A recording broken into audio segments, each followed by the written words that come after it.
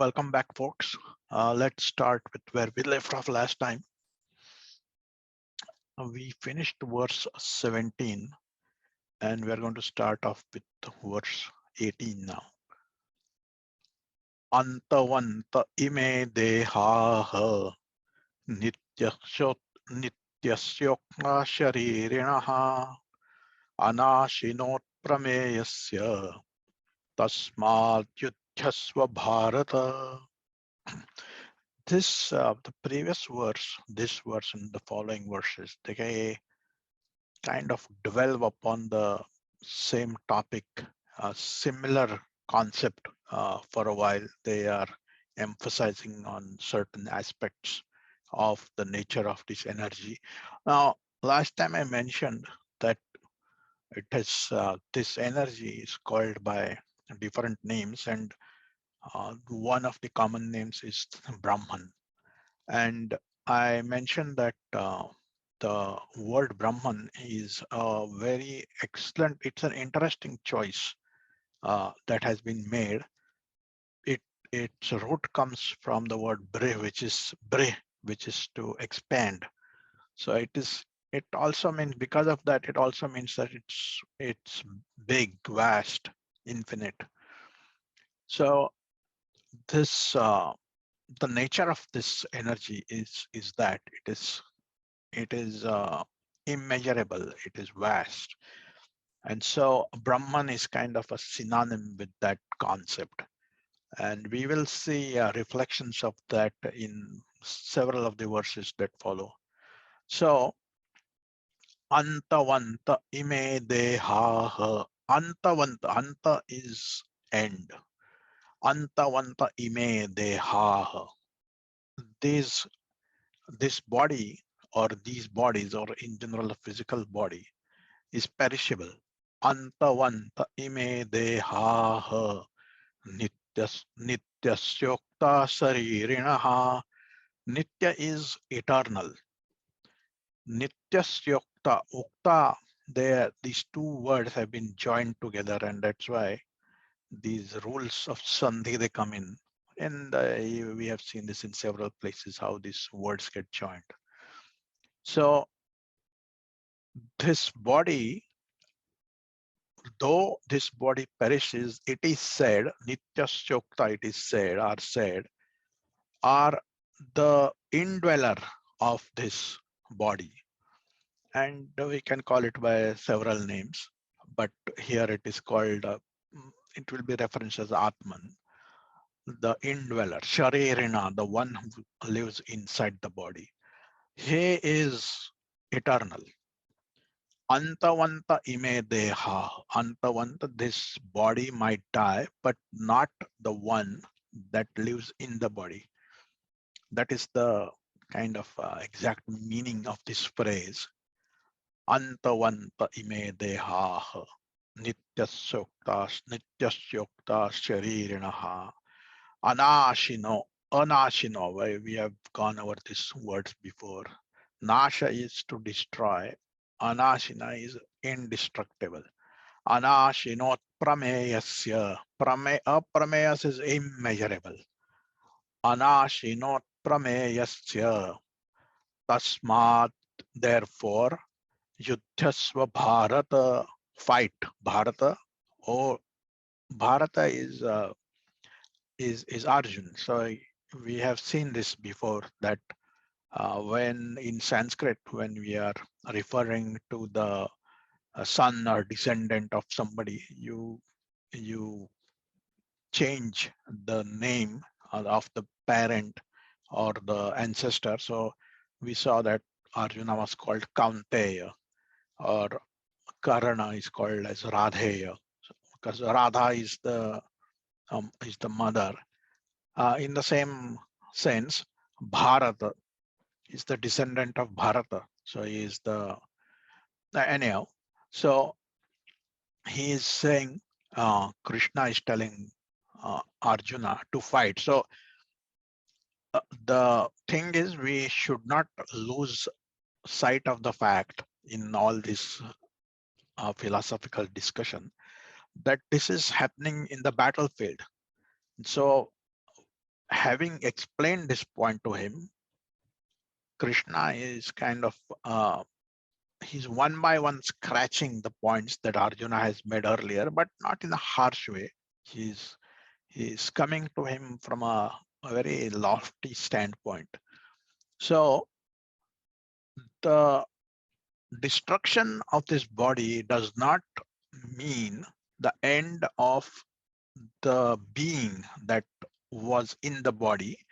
And so when Arjuna, you might think that you have killed, they are really not getting killed. Now this is appears very theoretical, and it appears uh, well, philosophical, spiritual kind of statement that may not give immediate comfort or satisfaction to somebody like Arjuna, who is in this predicament. He has been asked to fight. He is having bonds with his uh, grandfather and so on and so forth. And so just to say that, your killing doesn't necessarily mean that they are going to die.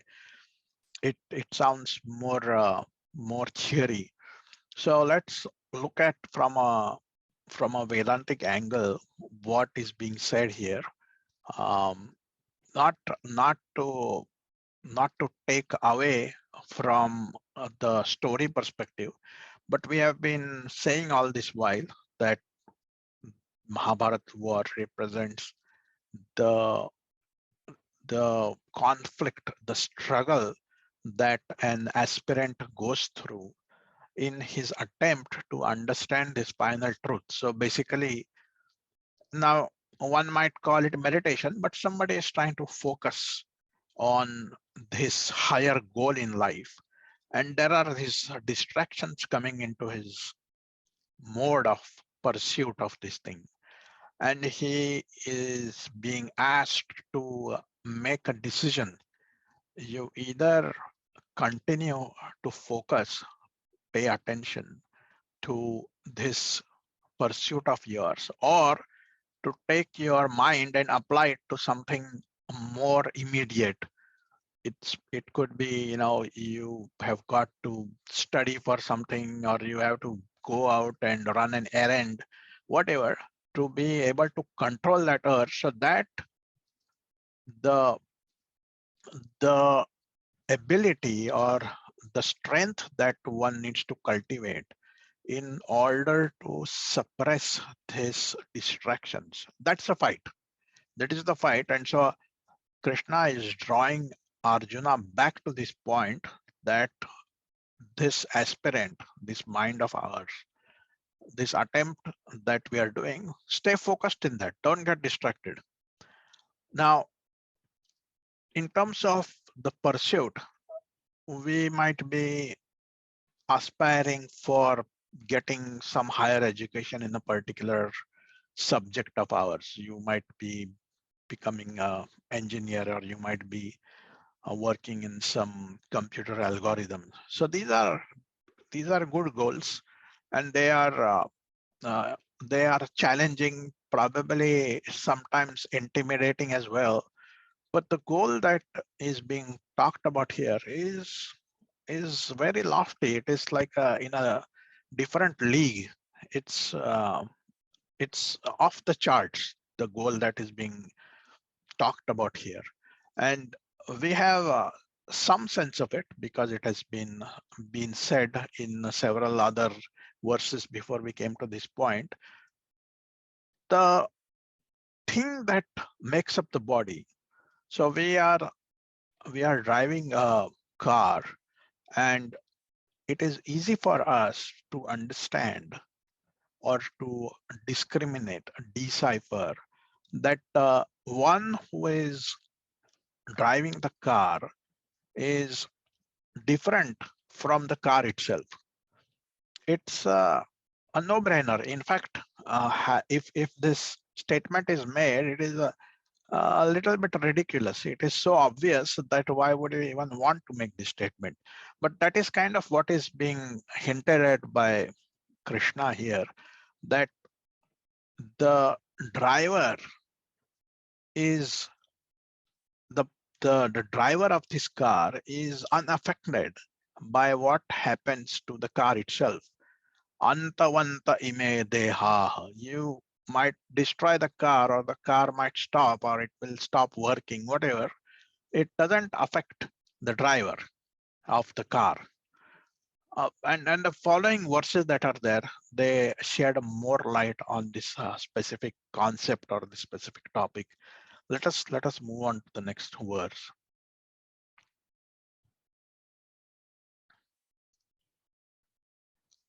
Ya enam vetti hantaram yaschainam manyate hatam ubhau tau na vijanita nayam hanti na hanyate. Ya enam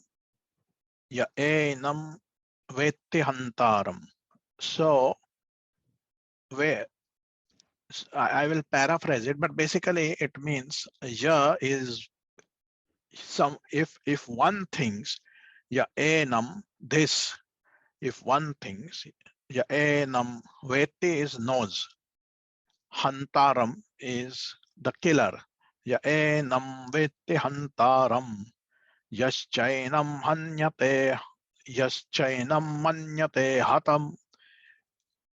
If the killer thinks that he has killed, and if the killed thinks that he has been killed, that's what, if I can paraphrase this line to be, ya enam vetti hantaram yaschainam manyate hatam ubhau tau na vijanitah. Ubhau is both of them. They know not, na vijanita. Ubhau tau na vijanitah nayam hanti na hanyate. This neither kills nor can it be killed. So this Atman, this Brahman, which is occupying this body, it is in a very static state. It's the thing that it enables us to do is to become aware of things that then the mind can work with. This is a topic that we will get into a lot of detail later. I'm just saying this. It might sound complicated to listen to, as if for the first time, especially. But there is a something that a substratum on which things take place in the mind. The mind works because there is something behind it that allows it to work. And the fact that the this Atman energy that is there, which is allowing us to perform our daily duties, it is kind of it is in a very passive mode in a sense. So you have got a light that is shining in a theater. So by the light itself, it allows the actors to come on the stage and play their parts and all that. So it doesn't necessarily get involved in the actual play, but it's mere, it's not mere, its very existence allows the play to take place. Now, if something goes wrong with the play itself, it doesn't affect the light. The play begins, it ends, it doesn't affect the light. So in that sense, it's passive. It is there, this Atman, it is there all the time. And it doesn't get affected by what happens to the body. So they have tried to separate these two things. And so this Atman, which allows the body to do whatever it does, it in a sense is only the witness of what the body does. So in that sense, if the body is going to, if a person is going to commit some act, it really doesn't affect the Atman who is just merely providing. I shouldn't be using the word merely here, because it is the very source of everything that is possible for us to do. So this Atman, it its very presence, it gives the body the ability to execute its actions out, but it itself is not acting. Therefore, there is a particular word that gets used, and that is called as the agent of action. So an agent on behalf, or even behalf, is betraying a false meaning that somehow the Atman is involved in this. But the Atman, it provides the necessary impetus, the necessary substratum on which actions can get executed. It doesn't itself get involved in the action. And therefore, if the body commits action, in this case, to kill somebody, you really cannot kill it. It's you have got a bulb in which there is it lights up because of electricity. So by destroying the bulb, you don't destroy electricity. The bulb might die, or you can switch it on and you can switch it off. It's not really affecting the electricity that goes through the bulb. It's affecting the bulb. So here, ya enam vetti hantaram, yaschainam manyate hatam, ubhau tauna vijanita, nayam hantina hanyate.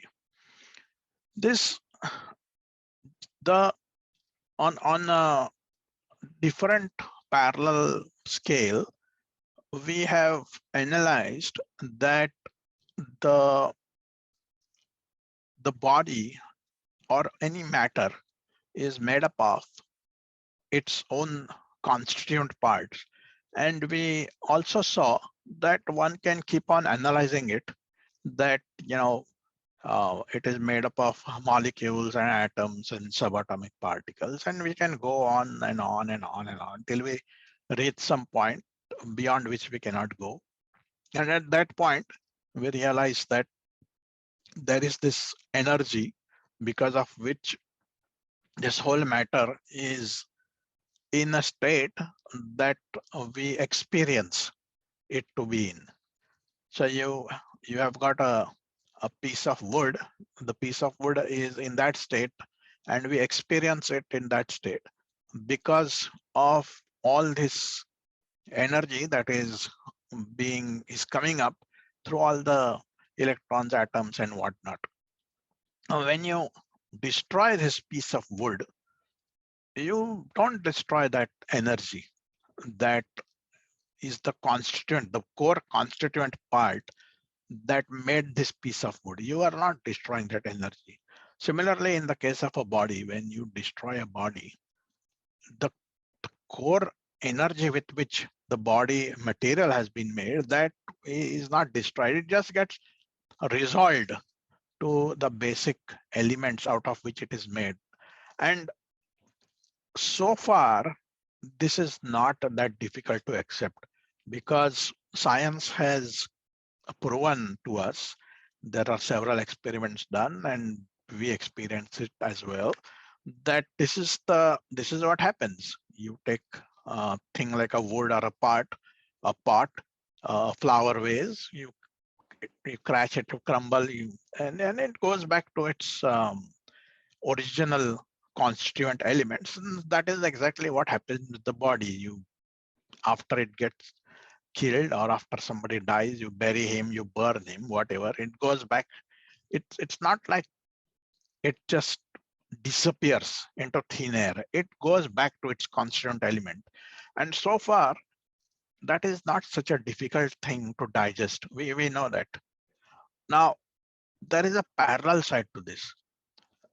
Just like it is not that difficult for us to understand this, the sentient part of man is also something that is kind of made up of constituent things, and it too can be traced to some. You can do the analysis like you do analysis for matter, where it goes from molecules to atoms to subatomic particles and so on and so forth. The sentient side of man, you can do a similar analysis. You can maybe start with the mind or other emotions. They live in the mind, and then what is the mind made up of, and then it is made up of some other things, and then what is that made up of, and you keep analyzing that until you come to a point beyond which you cannot go, and that whatever that is, you can give it whatever name you want. It is being called Atman from a Vedantic standpoint.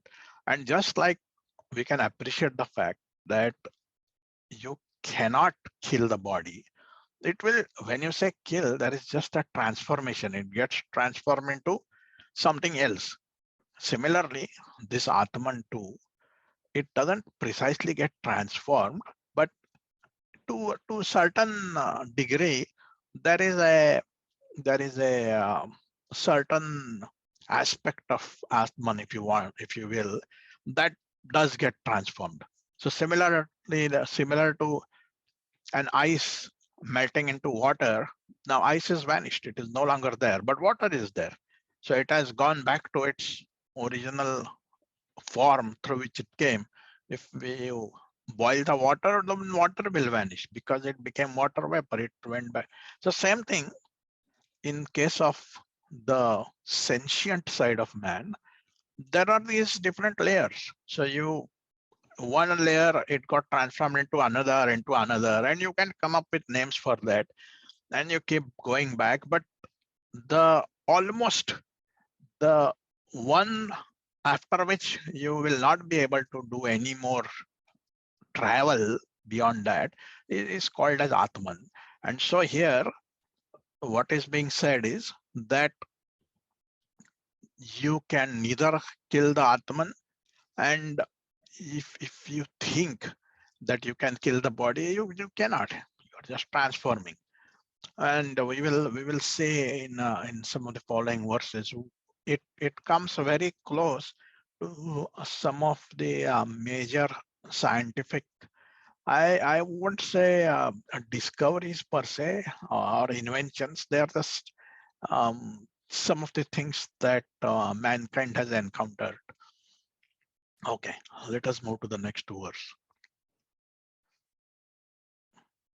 Verse number 20. Now, in this verse, the way the words are, they are actually the same meaning is being said in different words. It's like eternal, imperishable, immeasurable, infinite. It's kind of synonyms. These words are synonyms. So there is a whole bunch of Sanskrit synonyms in this verse. We'll go through it, and then we will understand once again from a Vedantic perspective how this actually is relating to the Vedantic concepts. न जायते म्रियते वा कदाचित् नायं भूत्वा भविता वा न भूयः अजो नित्यः शाश्वतोऽयं पुराणः न हन्यते हन्यमाने शरीरे. Okay. न जायते म्रियते वा कदाचित्. Jayate is to take birth. Mriyate is to die. Na jayate mriyate va kadachit. So this thing, it was never born and it doesn't die. So based on the previous explanation I gave, now you can relate what Krishna is trying to tell here, that in whether it is matter, it's most crude is not the word. The primordial stuff, the energy out of which matter is made, and that out of which the soul is made, both of them, they are indestructible. No, they are not born and they do not die. That is the very definition of indestructible. Now, I have mentioned this earlier as well, that the Vedantic definition of truth is that which is there, or that which exists all the time. And there are several corollaries to this theorem. So it is like changeless, therefore it is changeless. So why is this corollary, how is it attached? Because if something changes, change means death. It's just another word for change. When something transforms, you are basically, one form is dying to be replaced and another form is coming into being. So there is a birth of a form and a death of a form. Therefore, if something changes, by that very fact, it is perishable. So anything that you is capable of change, and that thing is, that means perishable. So there is a verse that comes to mind that Aurobindo had said, it's constant changeless change. That's what samsara is, the definition of samsara. So the emphasis in these couple of words that are there is that by virtue of the fact that it is eternal, means for something to be eternal, it cannot change. Because if it changes, then however long it takes, it's like the sun might last whatever billion years, but after that it will go. So if it changes, then it is bound to perish. It's just a question of how long it takes. It will take a lot of time for some. For some, it will be very fast, and then it will get transformed to some other form. But if there is change, it's gone. So the this being the corollary to the main definition, na jayate mriyate va kadachita. So this is neither born nor does it die. It cannot. That is its definition of permanence. That very definition of permanence. Na jayate mriyate va kadachit. Nayam bhutva bhavitavan bhuyaha. It's a similar thing. So it it never comes into existence per se, and it never ceases to exist. Like I said, it's the same concept being said in different ways. Nayam bhutva bhavitavan bhuya. Ajo nitya shashvatoyam. Ajo. Aja is unborn. Nitya is eternal. Shashvata is permanent. Same kind of words. Aja nitya shashvatoyam. Purana. Although it is said Purana means old, it is really, when you say the word old, it kind of attaches time to it. So in that sense, it's not in that sense. There was never a time when this was not there. Now, when you say that, it seems some kind of a fantastic talk, like some supernatural or impossible theory being talked about here. But it's similar to when we say infinite. It's when you say, this Atman is infinite. And I had mentioned earlier as well, by that same definition, our mind is also infinite. Now, why is that so? Because if you go to the actual definitions, then if we do not have the ability to measure things, they become undefined. And it doesn't mean that you don't have with you a ruler, a scale, which can take up that much of length for you to be able to measure that thing. That is not what is implied here. It is vast, yeah, it is vast, but it is vast from a dimension perspective. The dimension in which these objects live, if we go there in that dimension, maybe you might have some kind of measure, but that's again a different discussion.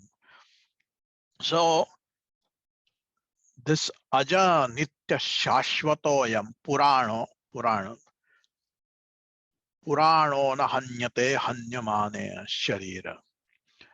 So same statement that we made earlier, that if the body gets killed, then this thing that is inside the body, that is not killed.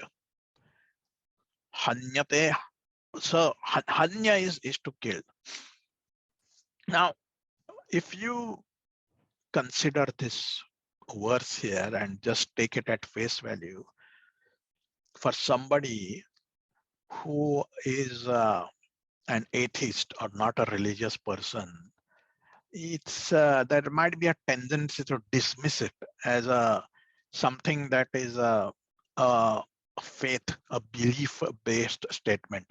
And that is one great thing about Vedanta. Vedanta will never ever ask you to believe in something, nor will it ever ask make promises that you do such and such a thing and you will enjoy um, good health or prosperity your whole life, or it will never promise you immortality, not in the physical point of view. It won't promise you that. It won't assure you a place in heaven if you do one, two, three, four things. It won't do that. It is a very sound, practical, and scientific view of the way things are in the universe, how the universe is, a statement of that. Vedanta is a statement of how the universe is, why it exists, and how it exists. So if you take this statement where we say this can never be created and never be destroyed, and like I said, for when I say an atheist, in a sense, Vedanta embraces anybody who is an atheist. There is no problem. You can still study Vedanta and get benefit out of that. So if you are a non-religious person, he looks at this can never be created or destroyed. But now the same thing, when scientifically it gets said, it gets swallowed without salt. The first law of thermodynamics, it says that energy can neither be created nor be destroyed. It can only be transformed. This actually, it is almost verbatim same statement that is there. And we accept it. And there's no harm in that. There's no problem in that. It's just that it is worth keeping an open mind to see what Vedanta has got to say. And Vedanta is so thorough that it itself is going to not accept anything that doesn't fit a certain set of equations. So there are 3 points that it uses to basically analyze or to decide if something is worth considering. So there is Shruti, which means the actual statement of the law or postulate, corollary, whatever it is. There is Yukti, that means logic, the reasoning that you used. So they never say you trust me, if you do these things, you will feel very happy and you will have bliss the rest of the day. It will never say that. So it will say, use reason. When I say something, use your logic, use your rationale, and find out if whatever has been stated makes sense. And it goes one step further, Anubhava. So there is a 3-step process that Vedanta follows. Anubhava is experience. So whatever you say that there is a black hole, and that when a star, a big star, it gets crushed, and you are basically making a theoretical statement that the mass of that star is so massive that it has crushed the star and it did not have the energy to support this mass. And therefore the density of that star, density is mass upon volume. The mass is huge, the volume has become negligible, and so the density is infinite. Now, same thing over here. When you use the word infinite, it means we don't have the mathematical tools to arrive at some kind of tangible number there. That's what it means. But having said that, now that you have made this statement that there is such a freak of nature that might exist, the third step is to experience. Can you actually see it? And you go and see it, you use whatever means you have got, and then after the three steps are done, then you take it. Okay, whatever has been said is correct because we have gone through this. So same thing over here. The jayate mriyate va kadachit. This the statement, don't take it on the face value. If you think about, if you dwell about it, it is exactly what the law of thermodynamics states. Energy can neither be created nor destroyed. It can only be transformed. So in case of uh, the body, there is an arbitrary division of how a body is made up, and there's again, there's no need to take objection about it. How can this be and that be? It's a way of how they have made these distinctions, and you can come up with your own ways. But there is and in fact, modern science has come up with its own ways to do this distinction. So there is the external body that is called as Sthula Sharira, and then there is the Sukshma Sharira. So Sukshma Sharira is the complementary part that makes up the subtle body that is there. Basically mind and the counterparts that sit behind our senses, so which actually process the information that the senses gather and bring in. So that is that counterpart. And then there is the Karana Sharira. So in the case of the death of a body, the Sthula Sharira is what will get destroyed. And this is their theory. You don't have to take it at face value. You don't even have to believe it if you don't want. But some of these statements here, there's no reason for anybody to take objection to it because they are self-evident and they have been proven. Okay, let us move to the next verse.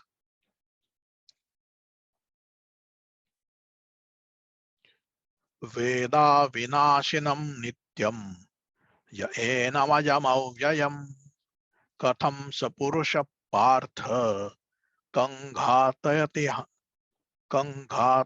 hantikam. Veda is to know. Veda vinash. So we know that vinasha and avinasha. We have been seeing this word several times. So vinasha is destroy, avinasha is indestructible. Know that to be indestructible. Veda vinashinam nityam. Same thing over here. Nityam is eternal, always existing. Ya ena majam avyayam. Ya ena, this Atman, this soul. Ya enam ajam. We saw the word before in the previous. Ajam is unborn. Ya enam ajam avyayam, immutable. This is what I was referring to in the earlier verse. It is a corollary. So if something changes, that's it, it's gone. There is a verse that is very commonly used by the Vedantist. Yadrashtam tad nashtam, which means if you are able to see something, then that whatever this object you see, it has got the property, if I can use this word, of destruction. It will undergo destruction. If you are able to see, that's it, it's gone. So the tangibility that an object has got, by virtue of its tangibility, it also derives within itself the, if I can use the word, ability to die, to change, to transform. Veda vinashinam nityam ya enamajam avyayam katham sapurusha katham. How? Katham sapurusha partha. Oh Partha, Arjuna. Katham sapurusha partha kanghatayati hantikam. How does someone how does someone hurt somebody? How so? If this Atman is indestructible, or it is it is unchangeable, how can one destroy that thing? So that's what it's continuation of some of the things that we have been looking at. Now, all this time, what is being emphasized is for Arjuna to contemplate on the fact that there are always two aspects at play. There is one aspect where there is continuous change that is there. It could be a extremely slow change. You see one person or you see yourself in a mirror, and then you see yourself the second day, you are probably not going to observe much change. Or you see your friend and you see him the next day, he appears to be same, but then you see him after 5 years and you will obviously notice a change in him. So change is the very fabric of this universe. If there was no change, the universe wouldn't exist. Because there is change, there is big bang or energy, and there is collision, and then there is fusion, there is fission, and it's constantly, continuously going on. But that is what generally we interact with. Everybody, we interact with this change, and this change is what allows us to make things dynamic, interesting. If things didn't change, we may not be able to even observe them. It is only because things change that we are able to observe.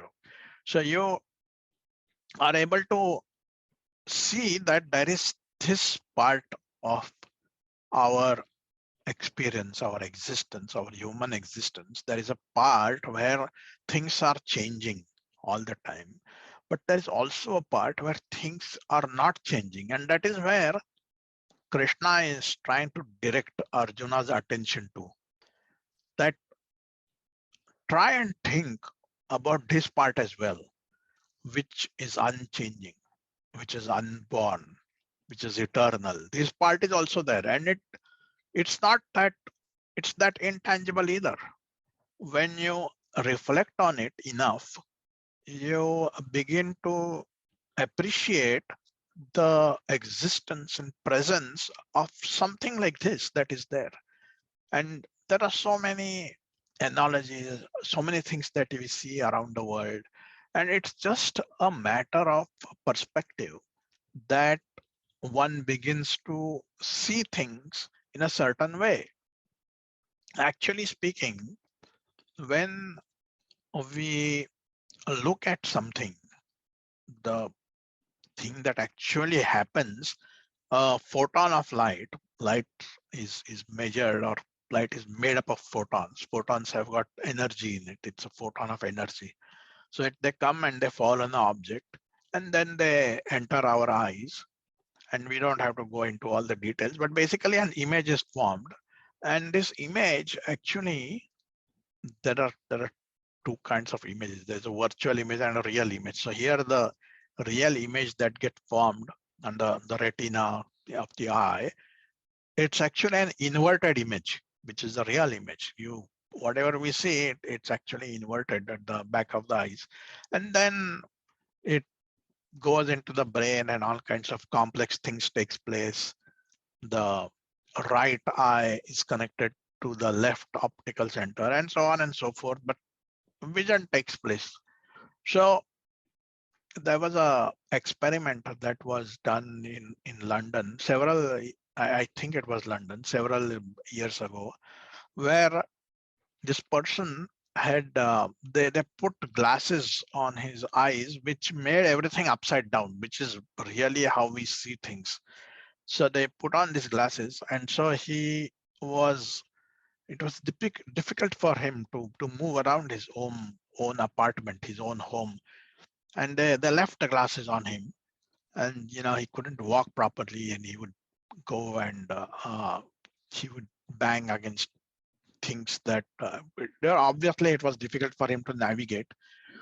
But after a week or so, he was moving around pretty well in his house. He was even able to cook on the stove of his home, and he would receive people and all that, and you wouldn't even know that he was seeing things upside down. And after a couple of months, he actually took his motorbike and he rode through the streets of, I think it was London. He was riding through the streets. So the thing is that the the perspective that we have, the conditioning that happens to the way we perceive things, it is possible for us to be able to see things the way we train ourselves, or the way the mind trains. So that it begins to, if we are able to convince the mind to see things a certain way, it starts beginning to see things like that. There used to be, I'm kind of not way over time, but a little over time. Just one other thing before I end this session. So there used to be something, there still is something called as a stereogram. And if you Google, you will find this word, you will find the stereograms on Google. So there is a piece of paper on which they print out this thing. And when you look at it, it doesn't really, you can't make out head or tail of it. And then there is techniques in which you can see this, but you basically have to focus, squint your eyes and focus an inch above the center of the paper. And when you do that, the image pops up in your eyes. You can't see it as such, but you just keep staring at it and it just pops up the image. And so that is kind of what Arjuna is being told, that you need to have the right kind of vision. So you will be able to see what is really there. What you are seeing now is not what really there is. And so what is it that is really there? That is what has been being discussed so far. And we will continue discussing this in the future sessions to come. Thanks for watching, and we will meet next time. Thank you. Bye.